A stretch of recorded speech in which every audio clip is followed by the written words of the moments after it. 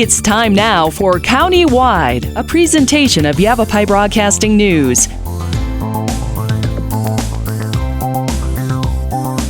You'll hear about the interesting issues and happenings that affect all our lives.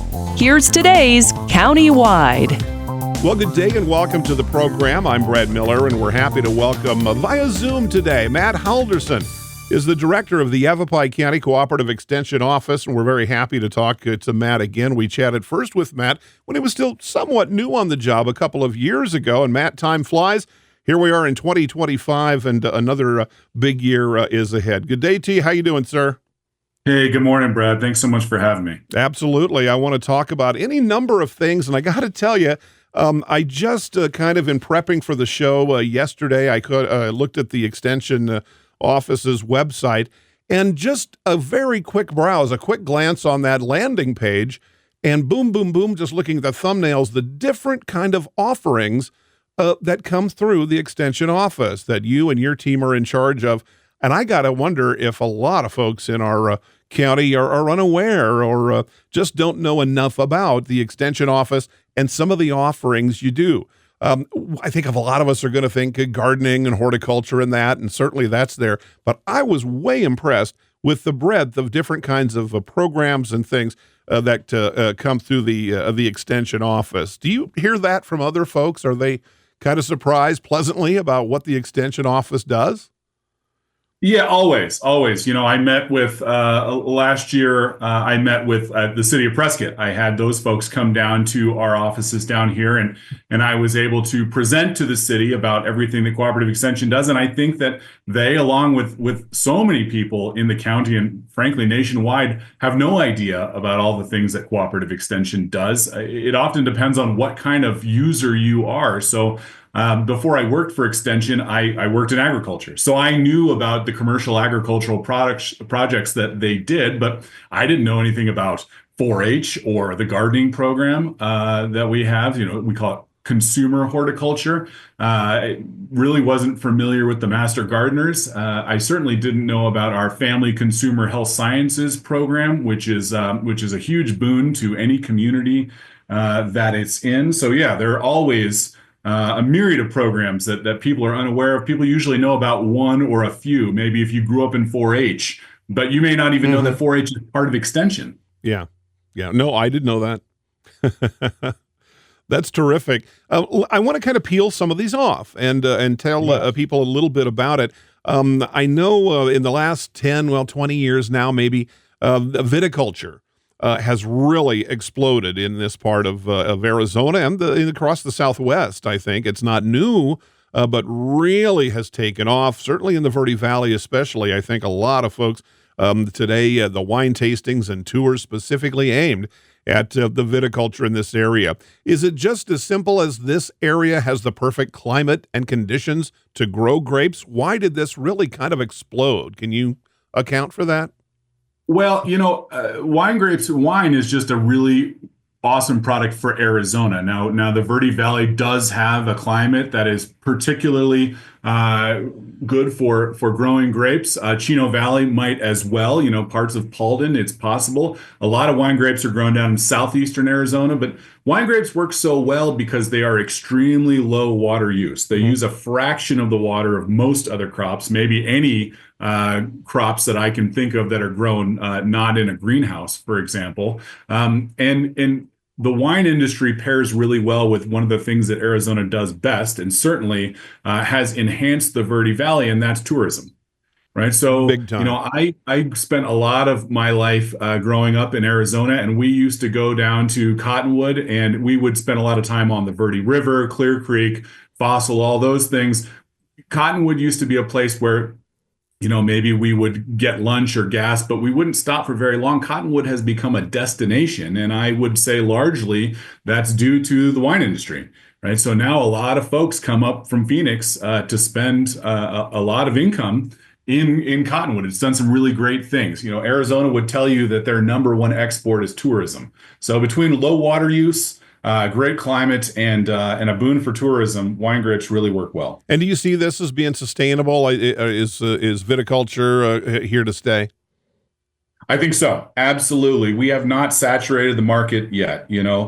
People come from all over the world to Arizona to enjoy our climate. And when they do, they usually want a glass of wine. Yeah. Now, as I mentioned, one of our biggest concerns, we know this, is water in Arizona. And so, 1.25 acre feet of water is all that an acre of wine grapes uses up. And we might look at other crops that are 3 times that, sometimes many, many more times that. So I do think that it's a sustainable market for the Verde Valley and Yavapai County. When you think about wine, just at the first glance, and I'm not much of a connoisseur of fine things at all, especially wine, but I think, the traditional kind of Napa Valley, California, Italy, France, things like that. Those seem like, not having visited any personally, but the simple understanding is very, very different than northern Arizona and Yavapai County and the Verde Valley in particular. Is it simply a matter of climate, altitude, rainfall? What else factors in? Climate is a big part. Soils are a big part. You need good arable soils that are well drained. Really, really wet soils tend to be good for growing grapes. There are a lot of similarities that we have with all those growing regions that you mentioned. Now, there was a time that, maybe 10, 20 years ago, people might have said Arizona wine. Well, no, we don't drink air. We only drink California or French wine or Italian wine. Mm-hmm. But things have changed, and people are much more local centric in that they want to come to a place and see what kind of wine that place makes. And we make good wine here in Arizona and Yavapai County, so people enjoy it. And I notice in just the casual observation of some of the vineyards around, it seems like they're, I don't know what the right word is, tiered or terraced, hillside. And I guess that's because that rainfall, that water is going to roll off a little more quickly and not absorb as deeply. Is that why it's they're developed that way? Well, you're absolutely right. So when you terrace those hillsides, it has a lot more water holding capacity. It lowers the erosion, which can really cause a lot of loss of soil. But it's also just easier to manage the grapes when they are on terraces like that. So that's why you'll see that quite a bit. We've got a lot here in Yavapai County, particularly. We have a lot of topography, right? A lot of relief here, and there's not that much just flat land that you can grow on. So a lot of people in the Verde Valley have taken to growing on these hillsides. Terrific. We're learning about wine in our first segment with Matt Halldorson, Director of the Yavapai County Cooperative Extension. There's plenty more that his department and agency do. I want to talk, Matt, when we come back from our break, a little bit about livestock, cattle ranching, grazing, and things like that. And it sounded to me, we chatted a little bit before we opened the mics that there's some interesting involvement that your department has specifically toward livestock now in Yavapai County. So with that, we will take a break. Again, our guest is Matt Halldorson, Director of the Yavapai County Cooperative Extension. It's countywide. We'll be back right after this. Life changes, then it changes again. Predicting the unexpected in life is impossible. That's why it's called unexpected. So when it comes to financial goals, our philosophy is don't predict, prepare. Hi, I'm Edward Jones financial advisor Matthias Sandoval. A job loss, change in health, or a loss of a loved one can have a big impact on your family's financial security. Let's work together to help make sure you're equipped for life's unexpected events. Call our office to schedule a face-to-face appointment. Edward Jones, making sense of investing. Member SIPC. Verde Solaire, your hometown heating, air conditioning, and plumbing company in the Verde Valley. And your trusted North Central Arizona Goodman dealer. Goodman is a name you can trust with the revolutionary Comfort Bridge technology factory installed into select Goodman gas furnaces and air handlers to ensure the entire system operates at peak energy efficient performance. Verde Solaire offers free in-home estimates, locally owned and operated since 1983. Visit them at verdesolaire.com. Better, cleaner, faster. Thank you so very much for your generosity and kindness in helping others. I hope that you take advantage of the many Arizona state tax credits available when giving to qualified charities and schools. If you haven't taken advantage, I hope you'll ask your favorite charity if they qualify. You can go to Arizona Department of Revenue website, search for tax credits, and look at the list of qualifying charities. Then look at your latest Arizona income tax return and see how an Arizona tax credit can benefit many. This is Lewis saying thanks again. Let's talk. That's the message from Jonna Randall Murdoch, your local Farm Bureau agent, providing a personal touch when making insurance and financial decisions. Jonna will simplify your insurance needs while offering competitive pricing. Let's talk auto, home, life, and farm. Call Jonna at Farm Bureau today at 928-649-8686. Your Cottonwood Farm Bureau property and casualty insurance company. At Farm Bureau, they insure more than just farms. Welcome back to the program. I'm Brad Miller. It is countywide. Matt Halldorson is the director of the Yavapai County Cooperative Extension. He is our guest today. Did I kind of say as we went into the break, is that right? I used to see kind of in this area, I keep using my own personal observation, but well, that's what I know of the world. I used to see what I believe to be a lot more cattle grazing, especially in the Verde Valley. I just don't see it anymore. Am I just not seeing the cattle? Is the situation different? And if so, what's kind of the story there over the last 20 years, say? Well, Brett, I mean, cattle, when it comes to agriculture, cattle is still king in Yavapai County and in Arizona. So I don't think it's going anywhere. Yavapai County's population has grown, which means that they're building houses. So some of that rangeland might have been sold off for housing. I don't really know the specifics, but when I think agriculture in Yavapai County, I still primarily think cattle. Sure. And to me, especially kind of you get into Chino Valley, some of the parts of the beautiful, gently rolling hills of western Yavapai County. Some of the ranches out there, certainly cattle, livestock raising is not veered off at all. It's as strong as ever. Right. And we're and Cooperative Extension is really excited to support those cattle ranchers, which add so much to our local economy here. We were lucky enough. It's been about 1 year now that we've had a proper livestock agent in Katie Hazelwood, who joined us from the University or Kansas State University. She came over. She's working with us now, and she provides livestock education to growers throughout the county. She also works with our 4-H program, so she does youth livestock education in order to ensure quality care of animals throughout the county. So that's a huge boon. We also do a lot of range education. We have 2 range specialists who reside right there in Camp Verde. They are statewide specialists, but they serve the local area as well. We're looking to hire on a range agent. So we very much value ranch and livestock here in Yavapai County and are excited to serve. I know a lot of times, and it seems like I can recall, going back quite a few years ago, some hullabaloo, and there's always a little bit of, I don't know if you want to call it friction or certainly concern with local ranchers and using public lands, be they federal or whatever it is. Is there still a lot of that kind of interface between the two? Have those issues kind of been worked out? What kind of partnership is that these days? I know that's kind of a big general question, but what's your perspective?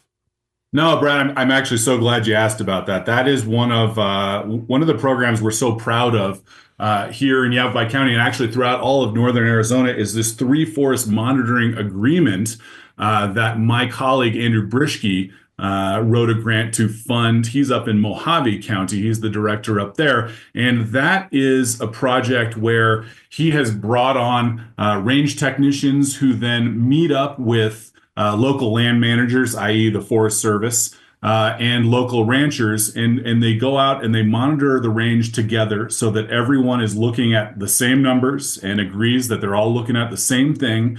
And so that really puts us on an even playing field, and everyone sort of feels like they've got a say in what's going on. But I think one of the sort of ancillary or maybe a result that maybe not everyone expected is that it is building a lot of trust between local managers and local ranchers. So that's really been a benefit, I think, to our community, and I think both the Forest Service and the ranchers appreciate that. What would be the outside landholders' beef, pun intended? Is overgrazing the fear, or what is the, if there is any, Yeah, I mean, certainly in the history of the world, overgrazing is something that has happened. Now, sure. what you see as we march into the future is most range managers, ranchers are much more educated than perhaps they were in the past. I'd like to believe that as the land-grant University of Arizona, we're helping people become more educated. So I think that people are more aware of how to manage their range. And yes, I mean, there's always a fear that overgrazing can happen that will damage the land.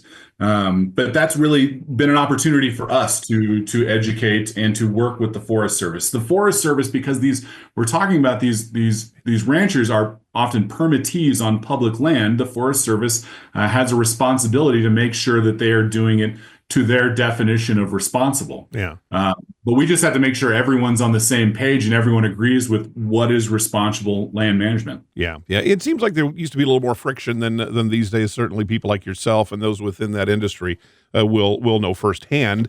But to the casual observer, it just seems like everybody's kind of getting along and for the betterment of all partners. Talk to me a little bit about composting, because I want to do it and I don't know how. I know. Yeah, well, composting is a great opportunity to save putting food and other types of scraps in the landfill, as well as build your own fertilizer and organic matter, basically. Yeah. So we teach people about composting. Actually, tomorrow, my master gardener class, we will discuss composting and how to do it. Really, it's just a mix composting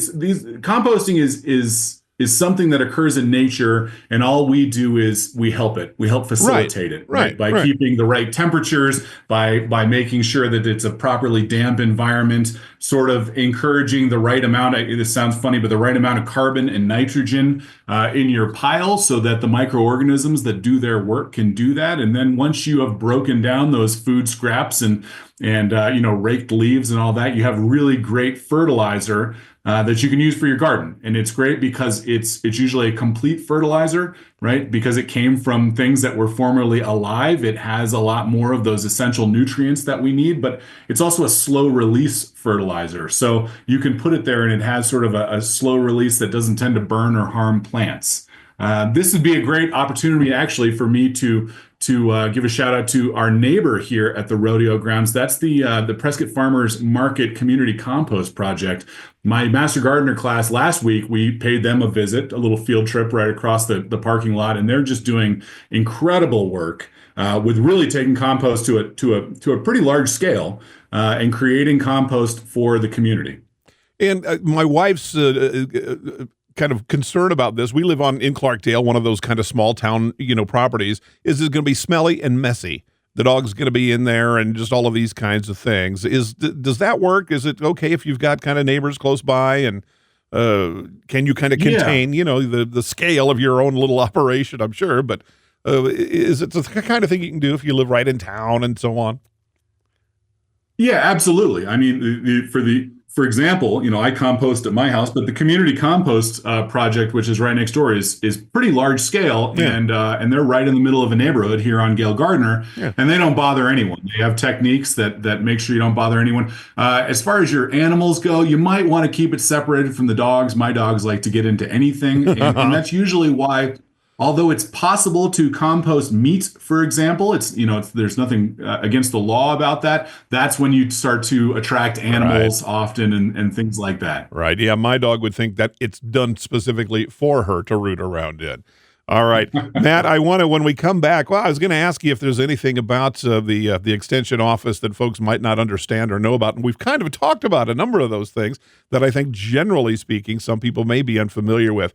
But as we take a break, I'm going to pitch that question to you. Is there one thing that you would like to let people know about that maybe they don't or that they misunderstand about the Yavapai County Cooperative Extension Office? So with that, we'll take a break.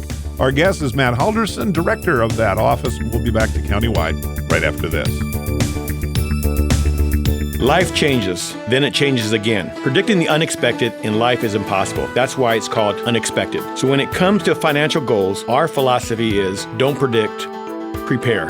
Hi, I'm Edward Jones financial advisor Matthias Sandoval. A job loss, change in health, or a loss of a loved one can have a big impact on your family's financial security. Let's work together to help make sure you're equipped for life's unexpected events. Call our office to schedule a face-to-face appointment. Edward Jones, making sense of investing. Member SIPC. Verde Solaire, your hometown heating, air conditioning, and plumbing company in the Verde Valley, and your trusted North Central Arizona Goodman dealer. Goodman is a name you can trust with the revolutionary Comfort Bridge technology factory installed into select Goodman gas furnaces and air handlers to ensure the entire system operates at peak energy efficient performance. Verde Solaire offers free in-home estimates, locally owned and operated since 1983. Visit them at verdesolaire.com. Better, cleaner, faster. Thank you so very much for your generosity and kindness in helping others. I hope that you take advantage of the many Arizona state tax credits available when giving to qualified charities and schools. If you haven't taken advantage, I hope you'll ask your favorite charity if they qualify. You can go to Arizona Department of Revenue website, search for tax credits, and look at the list of qualifying charities. Then look at your latest Arizona income tax return and see how an Arizona tax credit can benefit many. This is Lewis saying thanks again. Let's talk. That's the message from Jonna Randall Murdoch, your local Farm Bureau agent, providing a personal touch when making insurance and financial decisions. Jonna will simplify your insurance needs while offering competitive pricing. Let's talk auto, home, life, and farm. Call Jonna at Farm Bureau today at 928-649-8686. Your Cottonwood Farm Bureau Property and Casualty Insurance Company. At Farm Bureau, they insure more than just farms. And welcome back. Our final segments countywide for today. Matt Halldorson is the director of the Yavapai County Cooperative Extension Office. And just that, the question I kind of pitched at you before the break, Matt, is there something, one, two things about your office that people simply don't understand or maybe don't know about and you'd like them to know about? Well, you know, Brett, I'll take that opportunity to say that, for one thing, most of the programs that we offer are free. That's sort of our goal. Now, we might have some kind of cost recovery if it costs something for us to put it on, but we're never trying to make a profit. So we are available countywide, and we're free. We have an office in Camp Verde over on Commonwealth, and we have an office here in Prescott at the rodeo grounds. So we share it with the rodeo and the county fair and the Prescott Farmers Market compost. And we have so many programs, right? You and I talked a lot about agriculture in the last few minutes, but I don't want to forget to mention that we have an extremely successful 4-H program led by Natalie Olson, right? That program has doubled in size in the last year. So we have over 300 youth that participate in that program. You know, we have 203 volunteers that serve Yavapai County as members of Yavapai County Cooperative Extension. That either might be as master gardeners or part of our advisory board or as 4-H youth leadership. So we've got a lot going on, a lot of opportunity. We have opportunity, I would argue, for almost anyone in the community. There's something for everyone. You know, there's our Family Consumer Health Sciences program, maybe formerly known as home economics, but we do a lot of work with food preservation, food safety, nutrition and physical activity education, things like that. And we actually even have our own camp, the James 4-H camp that's up on Mingus Mountain. And it's not even, while we love having our 4-H youth up there, we have our Mojave camp every year. We have 4-H youth that come from across the state, as well as game and fish, and all sorts of different entities use that camp. So, you know, we really serve, you know, not just one specific group of stakeholders, but I would say our goal is to serve as many and as wide a group of stakeholders as we can here in Yavapai County. Outstanding. Just take a look at the website for the department. You'll get some terrific information about what it all is, everything Matt has mentioned, and even more. Probably, what is the website, Matt? I mean, I just Googled Yavapai County Extension, took me right to you. But what is?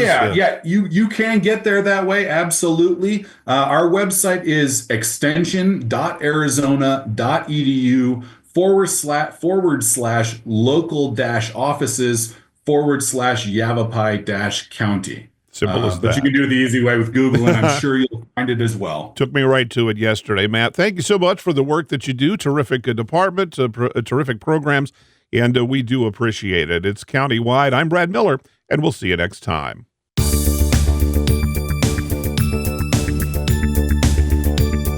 This has been Countywide. Listen in each Tuesday and Thursday at this time.